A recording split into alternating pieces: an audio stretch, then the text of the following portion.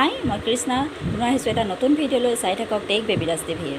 আজি মই আপোনালোকক এটা নতুন বিষয় শিকাম, কেনেধৰণে এডব ফটোশ্বপ খোলা হয় আৰু কেনেধৰণে এডব ফটোশ্বপত এটা নতুন পেজ লৈ সেই পেজটোতে কেনেধৰণে আপোনালোকে লিখিব পাৰে আৰু এখন পাছপোৰ্ট ফটো কেনেধৰণে বনায় আৰু তাৰ চাইজ কিমান হয় সেই বিষয়ে জনাম। চাই থাকক টেক বেবিৰাজ টিভি। আৰু এতিয়া বলক কম্পিউটাৰ স্ক্ৰীণত যাওঁ। কম্পিউটাৰত কেনেকৈ ফটোশ্বপটো খোলা হয় ইয়াত দেখিছে। এডব ফটোশ্বপত মই লৈ গৈছোঁ, ইয়াক ক্লিক কৰিছোঁ। ক্লিক কৰাৰ লগে লগে ই খোল খাইছে। তাৰপিছতে আপোনালোকক ক'ম কেনেকৈ এডব ফটোশ্বপ খোলা হৈছে। তাৰপাছত কি কওঁ আপোনালোকে চাই থাকক। ইয়াৰ এডব ফটোশ্বপত গ'লোঁ, কম্পিউটাৰ স্ক্ৰীণত যোৱাৰ লগে লগে তাত ক্লিক কৰিলোঁ, লেফ্ট ক্লিক কৰিলোঁ। কৰাৰ লগে লগে খোলাৰ পাছত এনেধৰণে ওলাব। আপুনি যদি ইয়াত নতুন এটা পেজ ল'ব বিচাৰে তেনেহ'লে ফাইলত যাব, ফাইলত গৈ নিউ ক্লিক কৰিব। ক্লিক কৰাৰ লগে লগে এনেধৰণে আহিব। আপোনাক কি পেজ লাগে সেইটো আপুনি চাই ল'ব। যদি আপোনাক A4 লাগে তেনেহ'লে A4 বুলি ইয়াত যিটো লিখা থাকিব সেইটোত অ'কে কৰি থ'ব। আৰু যদি আপোনাক বেলেগ লাগে A3 পেপাৰ A3 লাগিব নে আপোনাক 4/6 লাগিব, যি লাগে লেটাৰ বা লিগেল পেজ যি লাগে তাত ক্লিক কৰি দিব। ক্লিক কৰাৰ লগে লগে আহি যাব। ইয়াত আমি A4 ক্লিক কৰাৰ লগে লগে এনেধৰণে আহি গ'ল। আহি যোৱাৰ পাছত অ'কেত আপোনালোকে ক্লিক কৰি দিব। তেতিয়া অ'কেত ক্লিক কৰাৰ লগে লগে এনেধৰণে এটা পেজ আহিব। যদি আপোনালোকে A4 পেজত কিবা লিখিব বিচাৰে তেনেধৰণে ইয়াত ফটোশ্বপৰ মই কথা কৈ আছোঁ, টি বুলি যিটো ইয়াত চাৰ্টখনত যিটো টি লিখা থাকিব আপুনি তাত ক্লিক কৰি ল'ব। ক্লিক কৰি ইয়াৰ যদি মাজত ক্লিক কৰি দিয়ে এডাল আঁচ আহিব। এইধৰণে আহি গ'ল। এতিয়া আপুনি যদি কিবা লিখিব খোজে তেনেহ'লে আপুনি কীবৰ্ডত তাৰ বটামবোৰ টিপিব পাৰিব। মই এনেই লিখিছোঁ, মোৰ নাম লিখিছোঁ KRISHNA, এনেধৰণে হ'ব। তাৰপিছত আপুনি যদি ইয়াক চাইজত কিবা ল'ব খোজে এনেধৰণে আনিব লাগিব। ৱৰ্ড বা অন্যৰ নিচিনা নহয়। ইয়াত এনেধৰণে আনিলে, অনাৰ পাছত আপুনি চিলেক্ট কৰিব পাৰে। ইয়াক চিলেক্ট কৰি আপুনি এনেধৰণে চিলেক্ট কৰিলে, চিলেক্ট কৰি যদি আপুনি কণ্ট্ৰল টি কৰি মুভ টুলটো লৈ ল'ব। মুভ টুলটো লৈ ইয়াক কণ্ট্ৰল টি মুভ টুলটো লৈ ইয়াক আপুনি এনেধৰণে তাক ঘূৰাব পাৰিব, এনেধৰণে আনিব পাৰিব। তেনেধৰণে আখৰ লিখিব পাৰিব। তাৰপিছত আপুনি যদি বেলেগ কিবা লিখে আকৌ এনেধৰণে ইয়াত ক্লিক কৰিব। ক্লিক কৰি ইয়াত লিখি যাব পাৰিব এনেধৰণে। এইটো বেলেগ লেয়াৰ লৈ লয়, সেইকাৰণে আপুনি ইয়াক এনেধৰণে মিলাই ল'ব লাগিব। এইধৰণে ইয়াত পেজত লিখিব পাৰে আপোনালোকে। যদি ছেভ কৰিব খুজিছে, আৰু এটা কথা কৈ লওঁ, এই যে আমি নতুন পেজটো ল'লোঁ, নতুন পেজটো লোৱা আৰু এটা ছিষ্টেম আছে, সেইটো হৈছে Ctrl+N। আমি ফাইলত গৈ নিউ বুলি কৈছিলোঁ, ইয়াত লিখা আছে শ্বৰ্টকাট দিছেনে Ctrl+N, অৰ্থাৎ Ctrl+N যদি আমি একেলগে টিপোঁ তেতিয়াহ'লে ইয়াতে এটা নতুন পেজ আহিব। নতুন পেজটো এনেধৰণে ওলাব। এতিয়া আমি ইয়াক ছেভ কৰিব বিচাৰিলে ছেভ কৰিব পাৰোঁ। ছেভ কৰিবলৈ হ'লে আমি ইয়াতে ছেভ এছ আহিব। ছেভ এছত এইটো ছেভ এছ এনেকৈ কৰি আমি য'ত ডেস্কটপ বা য'ত ছেভ কৰিব বিচাৰোঁ আমি তাত ছেভ কৰিবলৈ ইয়াত কিবা এটা নাম দি যি কৰে আৰু JPGত ৰাখে বা যিহত ৰাখে আপুনি। JPGত বিশেষকৈ ফটোশ্বপৰ কামবিলাক JPGত ৰাখিলে আকৌ এডিট কৰিবৰ কাৰণে সুবিধা হয়, সেইকাৰণে JPGত ৰাখিলে ভাল। আপোনালোকে JPGত ৰাখিব পাৰিব। ঠিক তেনেধৰণে কিবা এটা নাম দি ৰাখিলে বছ আপুনি ছেভ কৰি দিলে, ই ছেভ লৈ ল'ব। মই এইটো ছেভ কৰিব বিচৰা নাই, সেইকাৰণে ইয়াক কাটি দিছোঁ, কেনচেল।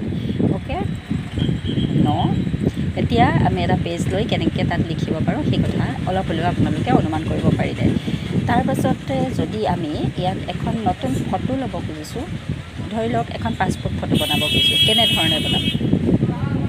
ফটোখন ক'ত আছে? প্ৰথমতে যদি চাওঁ আমাৰ ফটোখন কেমেৰাৰ কাৰ্ডত আছে, তেতিয়াহ'লে আমি ইয়াত প্ৰথমতে কাৰ্ডটো লগাই ল'ব লাগিব। কাৰ্ডটো ইয়াত থাকিব নহয়, তাত কাৰ্ডটো আমি এনেধৰণে লগাই লোৱাৰ লগে লগে কাৰ্ডটো লগাই দিয়াৰ লগে লগে এনেধৰণে কাৰ্ডৰ থকা বস্তুখিনি আহি গ'ল। এতিয়া আমি DCIM বুলি যিটো ফাইল থাকিব তাৰ পৰা আমি তাত ক্লিক কৰি দিম। ডাবল ক্লিক কৰাৰ লগে লগে আহি যাব। অহাৰ পাছত আমি যিটো ফাইল ওলাব তাত ক্লিক কৰি দিম। আমাৰ ফটোখিনি এনেধৰণে আহি গ'ল।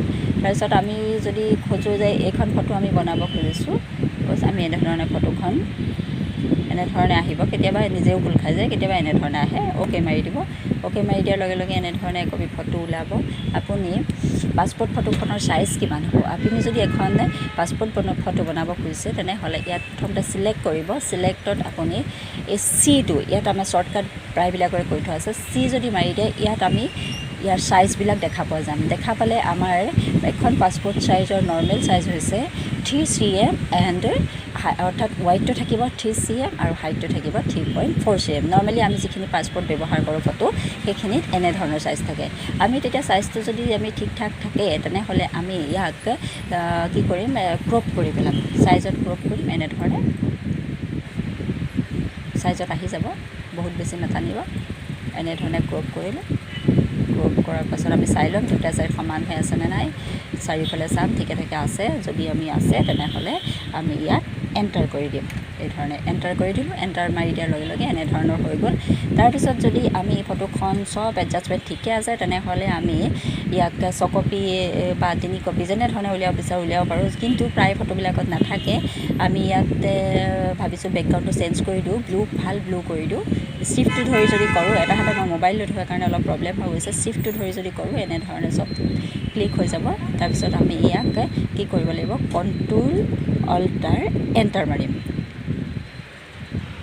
কণ্ট্ৰোল অল্টাৰ এণ্টাৰ তাৰপাছত কণ্ট্ৰোল অল্টাৰ ডি মৰাৰ পাছত এনেধৰণে স্ক্ৰীনখন আহি যাব তাত আমি অ'কে কৰি দিম অ'কে কৰাৰ পাছত আমি ডিলিটটো ক্লিক কৰি দিম ডিলিটটো ক্লিক কৰি দিয়াৰ লগে লগে আমি বেকগ্ৰাউণ্ডত যিটো কালাৰ দিব বিচাৰিছিলোঁ সেই কালাৰটো আহি গ'ল এইখিনিতে আপোনালোকক আৰু এটা কথা কৈ যাওঁ যদি এইখিনিত বেকগ্ৰাউণ্ডটো ঠিকে থাকে তেনেহ'লে এইখিনি কাম কমপ্লিট হৈ গ'ল যদি ঠিকে নাথাকে কিবা কাটকুট কৰিবলগীয়া থাকে তেনেহ'লে আমি ইৰেজাৰডাল লৈ এইডাল ইৰেজাৰ বুলি কয় এইডাল লৈ পেলাই আমি এইখন মিলাই দিব পাৰোঁ এইখন মিলি থকা নাছিলে মই মিলাই দিম অ'কে ঠিক আছে এতিয়া আমি বেকগ্ৰাউণ্ডটো কেনেকৈ চেঞ্জ কৰিম আমি বেকগ্ৰাউণ্ডটো আমাক কি লাগে বেকগ্ৰাউণ্ডটো আমাক যদি বেকগ্ৰাউণ্ডটো ব্লু লাগে তেনেহ'লে আমাৰ ইয়াত দুটা বক্স দিয়া থাকে চাৰ্টখনৰ তলত ডাঙৰ ডাঙৰ দুটা বক্স থাকে এই বক্সকেইটালৈ আমি আহিম তলৰ দুটা ওপৰত এটা বক্স থাকে তলত এটা বক্স থাকে আমি তলৰ বক্সটোত ক্লিক কৰিব লাগিব ক্লিক কৰি আমাক যিটো বেকগ্ৰাউণ্ড লাগিব সেইটো আমি এনেধৰণে কালাৰত গৈ আমি চিলেক্ট কৰিম চিলেক্ট কৰাৰ লগে লগে আমাক যদি ব্লু লাগে আমি ব্লুটোত এনেধৰণে ক্লিক কৰি দিলে ইয়াত আহি যাব আহি যোৱাৰ পাছত আমি অ'কে মাৰি দিম অ'কে তেতিয়া এইটো আহি গ'ল তেতিয়া আমি বেকগ্ৰাউণ্ড যেতিয়া চেঞ্জ কৰিম তেতিয়া এনেধৰণে আহি যাব এনেধৰণে ব্লু কালাৰ আহি গ'ল আহি যোৱাৰ পাছত আমি এতিয়া ফটোখনক আমি কেইটা ফটো লাগিব যদি কাৰোবাক 3টা লাগে কাৰোবাক 4টা লাগে কাৰোবাক 5টা যি ধৰণে লাগে আপোনাৰ চিষ্টেমত যেনেধৰণে আছে আমাৰ ইয়াতে চিষ্টেম কৰি থোৱা আছে যে এটা ফটো আমি 6টাকৈ উলিয়াওঁ অৰ্থাৎ এটা ছেট বনাই দিওঁ তেতিয়া আমি Shift 2 যদি মাৰি দিওঁ ডাইৰেক্ট আমাৰ এনেধৰণে আহি যাব আপোনাক যদি লাগে তেতিয়া মই কণ্ট্ৰোল অল্টাৰ জেড মাৰিম আকৌ একে নিচিনালৈ আহি গ'ল আমি কণ্ট্ৰোল অল্টাৰ জেড কৰি আমি ফটোখন আকৌ একেধৰণৰ কৰি ল'ব পাৰোঁ আমি এতিয়া যদি আমাক 2খন ফটো দৰকাৰ হৈছে তেতিয়াহ'লে আমি এনেধৰণে কৰিব পাৰোঁ এতিয়া মই কৈছিলোঁ যে এটা নিউ পেজ ল'ব পাৰে আপুনি A4 চাইজৰ নহ'লে আমি কণ্ট্ৰোল N কৰি এনেধৰণে এটা পেজ লৈ ল'লোঁ পেজ লোৱাৰ পাছত আমি মভ টুলত গ'লোঁ মভত ক্লিক কৰিলোঁ ক্লিক কৰি যিখন ফটো আমি পাছপোৰ্ট বনাব খুজিছোঁ এই ফটোখনৰ ওচৰলৈ গ'লোঁ সেই ফটোখনত এনেধৰণে ক্লিক কৰি আমি টানি দি পেলাই নতুন পেজটোলৈ আমি লৈ আহি একদম পূৰা কোণাত আমি দি দিম তাৰপিছতে আকৌ মভ টুলটোৱে আমি ফটোখন অল্টাৰটো টিপি ল'ব লাগিব অল্টাৰ মভ টুলটোৱে আমি ইয়াক টানিব লাগিব 1 মিনিট অল্টাৰটো টিপি আপুনি মভ টুলটো ক্লিক কৰি ফটোখন যদি এনেধৰণে টানি দিয়ে তেতিয়াহ'লে আপোনাৰ 1 কপিৰ পৰা 2 কপি ফটো ক্লিক হৈ আহিব এতিয়া মই এটা হাতে মোবাইল লৈ আছোঁ কাৰণে অল্টাৰটো টিপিবলৈ অলপ অসুবিধা হৈছে এতিয়া আপোনালোকে এনেধৰণে 2 কপি হ'ল এইটো হৈছে মভ টুলটো লৈ থাকিলে ফটোখন আপুনি ষ্ট'ৰ কৰিব পাৰিব এনেধৰণে আপোনাক যেটা কপি লাগে তেনেধৰণে আপুনি উলিয়াই ল'ব পাৰিব তাৰপাছত আপুনি প্ৰিণ্ট দিব খোজে যদি আপুনি কণ্ট্ৰোল P কৰিব P কৰি আপুনি এইটো কণ্ট্ৰোল P কৰি মই আপোনাক দেখাই দিছোঁ কণ্ট্ৰোল P কৰিলে এনেধৰণে চাৰ্টখন আহিব আপুনি ইয়াত চেণ্টাৰৰ পৰা ক্লিক কৰি আপুনি ইয়াত 0 কৰি ল'ব যদি ইয়াত টপত 0 লেফ্টত 0 থাকে তেতিয়াহ'লে এই ফটোখনৰ হেৰিটো ভাল হয় মানে কাট খাই নাযায় তাৰপিছত আমি পেজ ছেটআপটো দৰকাৰ পৰিলে চাব, বিশেষকৈ দৰকাৰ নহয়। তাৰপিছত আপুনি প্ৰিণ্টত যাব, গৈ আপুনি প্ৰচেছ ওলাব, প্ৰচেছত চাব আপুনি যিটো প্ৰিণ্টাৰ লগত লিংক কৰি থোৱা আছে সেইটো প্ৰিণ্টাৰ চাই ল'ব। তাৰপাছত আপুনি প্ৰপাৰ্টিজত যাব, প্ৰপাৰ্টিজত গৈ আপুনি কি পেপাৰ আছে চাব, ডকুমেণ্ট চাইজটো চাব, ডকুমেণ্ট চাইজত A4 থাকিব লাগিব। তাৰপিছতে আপুনি পেপাৰ টাইপটো চাব, কি পেপাৰ আছে। প্লেইন পেপাৰত আপুনি নিদিব, এইটো গ্ল'চি পেপাৰ হ'ব লাগে, গ্ল'চি পেপাৰত আপুনি দিব। আৰু কোৱালিটি ষ্টেণ্ডাৰ্ড দিব। দিয়াৰ পাছত আপুনি কালাৰটো দিব, দি অ'কে মাৰি দিব, এইটো অ'কে কৰি দিব, তেনেধৰণৰ হৈ যাব। এতিয়া মই এইখন প্ৰিণ্ট দিব খোজা নাই, সেইকাৰণে মই এইটো কেঞ্চেল মাৰি দিছোঁ। ইয়াৰ পিছত যদি প্ৰিণ্ট অ'কে কৰি দিয়ে তেতিয়াহ'লে এইটো প্ৰিণ্ট আহি যাব। অ'কে, এইটো কেঞ্চেল। ঠিক আছে, আজি আপোনালোকক পাছপৰ্ট ফটো কেনেকৈ বনাই শিকালোঁ আৰু কেনেধৰণে ফটোশ্বপ খোলে সেইটো শিকালোঁ, এটা নতুন পেজ কেনেকৈ ল'লে সেইটো শিকালোঁ। গতিকে মই ভাবোঁ আপোনালোকে এইখিনিৰ পৰা আপোনাৰ যথেষ্ট উপকাৰ হ'ব আৰু আপোনালোকে এইখিনি এটা নতুন কথা শিকিব পাৰিলে। আৰু এনেধৰণে নতুন কথা শিকিবৰ কাৰণে, কম্পিউটাৰৰ নতুন বিষয়ে জানিবৰ কাৰণে টেক বেবিৰাজ TV আপোনালোকে ছাবস্ক্ৰাইব কৰি লওক আৰু ইয়াৰ পৰা আপোনালোকে বেলেগ ধৰণৰ কম্পিউটাৰৰ বিষয়ে জানিব পাৰিব।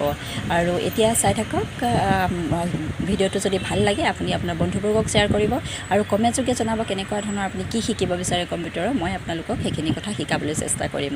মই ভাবোঁ আপোনালোকে ভিডিঅ'টোৰ পৰা যথেষ্ট উপকাৰ হৈছে আৰু গতিকে জনাখিনিয়ে বাৰু মোৰ ভিডিঅ' নাচাব। আপোনালোকে জনাখিনিৰ কাৰণে তেনেই সাধাৰণ কথা, তেওঁলোকে মোৰ ভিডিঅ'ৰ পৰা আঁতৰি যাব পাৰে। আৰু নজনাখিনি কিন্তু চাই লওক, আপোনালোকে নিজৰ কম্পিউটাৰ আছে যদি এবাৰ ট্ৰাই কৰি চাওক, নিশ্চয় আপোনালোকে পাৰিব। মই আপোনালোকক কেনেকৈ ফটোশ্বপটো ইনষ্টল কৰা হয়, কেনেধৰণে তাক ঠিক কথা কৰি আপোনালোকে সম্পূৰ্ণ ফটোশ্বপৰ বিষয়ে মই আপোনালোকক জনাম। আৰু চাই থাকক বেবিৰাজ TV। Bye bye. আৰু মোক আপোনালোকে মৰম দি থাকিব আৰু মোৰ চেনেলটো ছাবস্ক্ৰাইব কৰি বেল আইকনটো দবাই আপোনালোক মোৰ সদস্য হৈ যাওক, মোৰ মৰমৰ এটা পৰিয়াল হৈ যাওক, তাকে মই আশা কৰিলোঁ। আজিলৈ আহোঁ, বাই বাই।